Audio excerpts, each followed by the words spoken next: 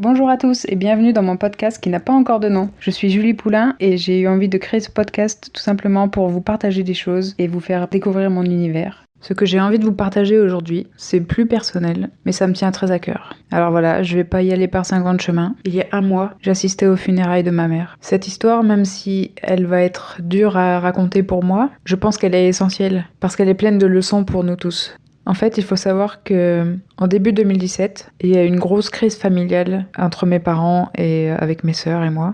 Je vais pas rentrer dans les détails parce que c'est personnel, mais le résultat a été que mes parents se sont séparés et que quelques mois après, ma mère a décidé de ne plus vouloir nous parler, ni à mon père, ni à moi, ni à mes sœurs. Et en 2 ans qui se sont écoulés, les seuls messages que j'ai échangés avec elle ont été suite à ma vidéo sur mon viol en juillet 2018. Et en avril 2019, donc cette année, elle a fait un AVC alors qu'elle était au volant de sa voiture. Et on l'a appris peut-être un mois après, parce que du coup on n'était plus en contact. C'est l'une de mes cousines qui l'a convaincue de nous tenir au courant. Et quand on a lu ce message, quand on a appris la nouvelle, on était tous sur le choc. On savait pas comment réagir, on savait pas comment le prendre. On s'est évidemment posé beaucoup de questions. À quoi est-ce que c'était dû ? Est-ce qu'elle va bien ? Quelles sont les séquelles ? On s'est tous appelés au téléphone, les uns les autres, et on était tous aussi perdus. Moi, j'étais chez des amis à ce moment-là, et honnêtement, j'étais bien contente d'avoir quelqu'un avec qui partager ça. Parce que quand ça fait 2 ans qu'on n'a pas vu sa mère, et que d'un seul coup, on apprend qu'elle est passée à 2 doigts de la mort, parce que je l'ai appris du coup après,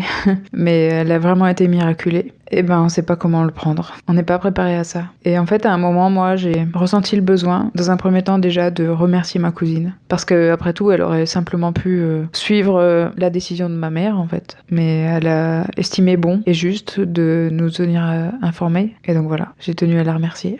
J'étais sur le point de lui demander de transmettre un message pour ma mère, et en fait je me suis souvenue de ce message qu'elle m'avait envoyé durant l'été de l'année précédente, et je suis remontée dans mes conversations pour retrouver la conversation avec ma mère, et voir depuis quand est-ce qu'elle avait été active, savoir si, elle avait accès à son téléphone, et si elle était connectée régulièrement sur les réseaux sociaux. Et effectivement, elle était active, donc je lui ai envoyé un message directement. Voilà, je lui ai dit que j'étais triste d'apprendre cette nouvelle, et que comme j'étais en France, mais je ne savais pas encore pour combien de temps, si elle voulait que je passe la voir, il suffisait qu'elle le dise. Voilà, je tenais simplement à lui dire que la porte était ouverte et que moi ça me ferait plaisir de la revoir, mais que si elle préférait rester sur sa décision d'avant, qui était de n'avoir aucun contact avec nous, que je respectais. Et heureusement, elle m'a dit que, bien sûr, si j'avais envie de venir la voir, je pouvais tout à fait venir. Et donc voilà, quelques semaines après, je suis allée la voir en maison de convalescence, puisque heureusement, elle avait pas énormément de séquelles. Elle était encore capable de parler, de se déplacer. Les principales séquelles qu'elle avait, en fait, c'était de la perte d'équilibre et de la perte de concentration. Quand je l'ai revue, on s'est serré dans les bras et on s'est tout de suite mise à pleurer.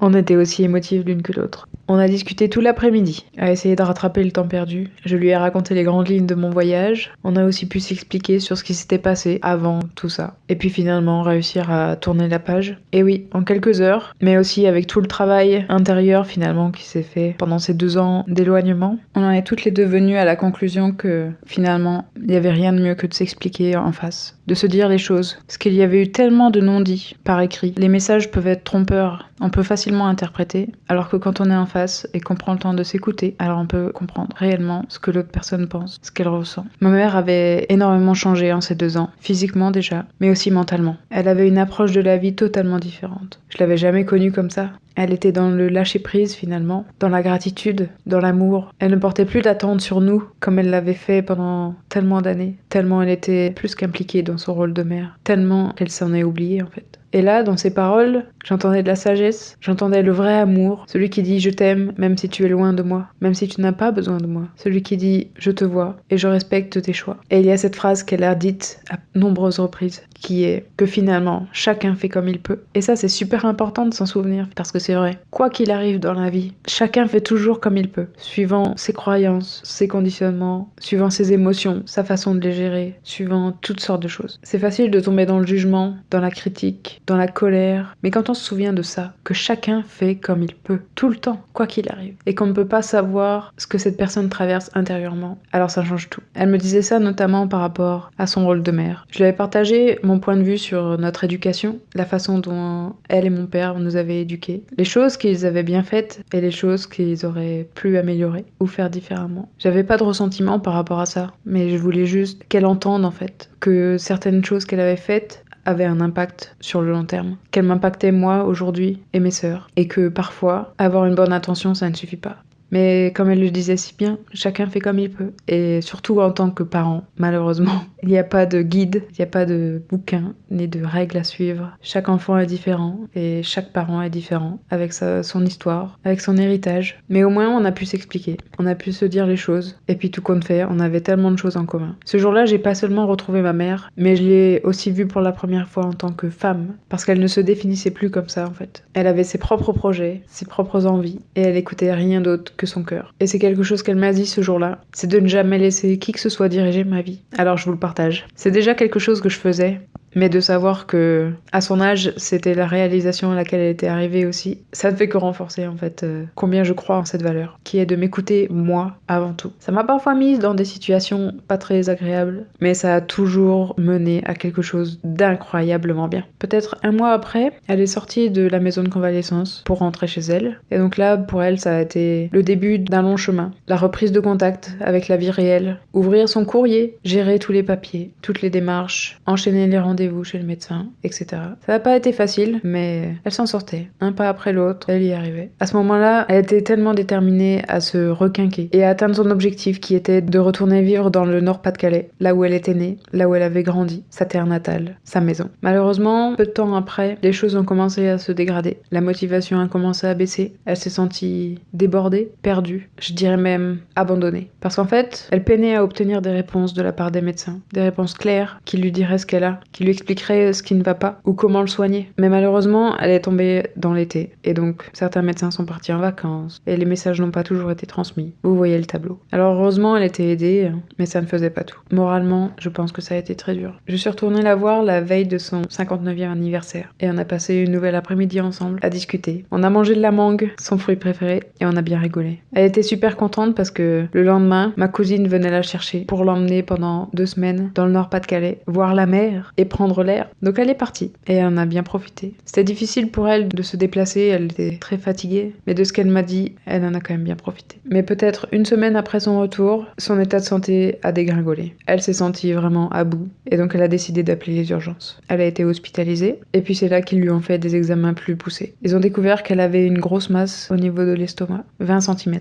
J'étais là quand le chirurgien lui a annoncé ça et je peux vous dire qu'on était toutes les deux ébahies quand il nous a dit la taille de la bête, 20 cm. Pas étonnant qu'elle avait mal à chaque fois qu'elle mangeait et que d'ailleurs elle mangeait de moins en moins pour éviter d'avoir la douleur justement. Alors ils ont fait une biopsie pour savoir de quelle nature était cette masse et en attendant ils ont décidé de lui donner des compléments alimentaires pour essayer de la requinquer parce qu'elle était trop faible pour opérer. La semaine d'après, mes sœurs et moi avons reçu un message où elle nous demandait de venir la voir. Et là on a tout su que c'était pas pour nous annoncer une bonne nouvelle parce qu'on lui avait demandé si elle avait eu ses résultats et à chaque fois elle évitait la question. Et donc voilà, on y est allé et c'est là qu'elle nous a annoncé qu'elle avait un cancer. Le plan des médecins était de faire un traitement chimiothérapique pour réduire la taille de la tumeur et pouvoir soigner aussi quelque chose qui était caché derrière.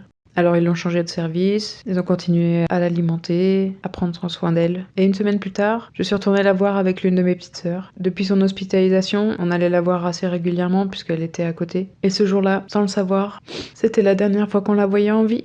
C'était un jeudi et on prévoyait de retourner la voir le dimanche. Malheureusement, elle est décédée le samedi matin. J'étais au travail quand mon père me l'a appris. Ça a été le choc parce que quelques jours plus tôt, elle était là devant mes yeux. Elle semblait avoir repris un peu de force. Elle semblait aller mieux, mais elle a fait une hémorragie interne et les médecins n'ont rien pu faire. À ce moment-là, malgré le choc, la tristesse et tout le florilège d'émotions que j'ai ressenti à ce moment-là, j'ai ressenti aussi de la gratitude de l'avoir revue une dernière fois, quelques jours auparavant. Parce que grâce à ça, le dernier souvenir de ma mère que j'ai, c'est son visage me souriant alors que je ferme la porte de sa chambre d'hôpital. Et ça n'a pas de prix. De la gratitude aussi pour ce jour-là où je lui ai envoyé un message suite à son AVC. De la gratitude aussi pour tous ces instants qu'on a pu passer ensemble grâce à ça. Parce que qu'est-ce qui se serait passé si je n'avais pas envoyé ce message? Et si elle était morte sans qu'on ait pu s'expliquer? Ça a été le cas pour certaines personnes qui l'ont connue et j'espère que ça ne leur posera pas de problème. Mais en tout cas, moi, je suis incroyablement heureuse et fière de m'être écoutée ce jour-là et d'être passée au-dessus de mon ego, au-dessus de l'interprétation, des jeux auxquels on joue mentalement les uns les autres, à se dire à moitié les choses, à faire croire, à faire semblant. Ce jour-là, il y a quelque chose qui m'a poussée et qui m'a dit va la voir. Alors je me suis dit si elle est ok pour que je vienne la voir, alors j'ai envie d'aller la voir. Je ne sais pas sur quoi ça va donner, je sais pas si ça va bien se passer, mais je veux au moins tenter. Je veux au moins lui laisser savoir que la porte est ouverte, lui tendre la main. Même si lorsque je l'avais fait 2 ans auparavant, à de nombreuses reprises, elle avait refusé. Parce que c'est ça finalement. Mon ego aurait pu me dire, bah non, pourquoi t'embêter si c'est pour encore qu'elle te poignarde dans le dos? Non, ce jour-là, je me suis dit, j'ai envie. Et peu importe comment les autres membres de ma famille vont réagir face à ça, moi, je m'écoute moi d'abord. Et c'est en partie le message que je veux vous faire passer aujourd'hui, c'est de vous écouter vous, pas votre ego, vous, l'âme, votre cœur, quelque chose de plus grand et qui ne demande qu'à aimer et à pardonner. Parce que moi, grâce à ça, il y a 1 mois, j'ai pu dire au revoir à ma mère sans regret. Ça n'a pas été facile pour autant, je vous rassure. Ça a d'ailleurs été la chose la plus dure que j'ai jamais vécue, mais aujourd'hui, je peux avancer tranquille. Et je suis extrêmement fière d'avoir choisi ce chemin. C'est pas la première fois que je mets mon ego de côté et que j'écoute ce quelque chose en moi qui m'appelle à passer au-dessus, à être plus grande que ça, à ne pas rentrer dans ce jeu. Parce que finalement, à chaque fois qu'on rentre dans ce jeu, on est perdant. On n'y gagne rien. Sur le long terme, en tout cas, on n'y gagne rien. Si on tombe dans la colère, il y a un risque d'avoir du ressentiment derrière. Tout comme j'aurais pu être en colère contre elle, de refuser de nous parler. À la place, même si ça a été dur, encore une fois, je dis pas que c'est facile, mais ce que je m'étais dit, c'est que voilà, c'était bon, ni pour elle, ni pour moi, à l'époque, de continuer à être en contact. Et que finalement, peut-être que, effectivement, cette séparation nous ferait toutes les deux du bien. Et avec le recul, ça a été le cas. J'aurais jamais pu imaginer ça à l'époque.